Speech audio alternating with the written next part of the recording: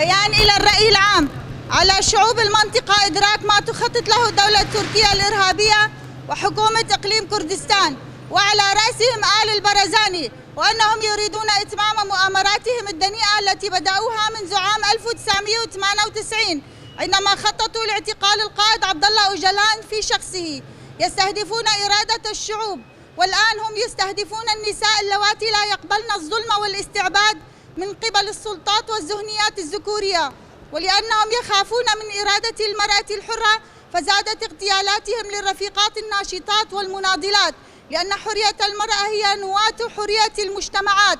لذا ندين ونستنكر استهداف النساء أينما كانوا، وآخرها كان استهداف جينا أميني وزينب صاروخان، واليوم يستهدفون الناشطة الحقوقية المناضلة ناجهان أكارسال في باشور كردستان.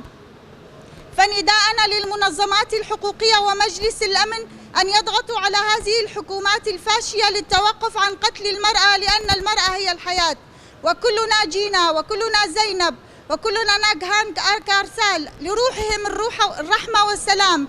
شهيداتنا في قلوبنا أحياء لا يموتون. فلتسقط الحكومات الفاشية وعلى رأسها حكومة أردوغان، فلتسقط الخيانة. عاشت المرأة الحرة، عاش القائد الحر عبد الله أوجلان. شهيد نامر بجير برابو بيجي برخودانا غير الله، بيجي برخودانا غير الله.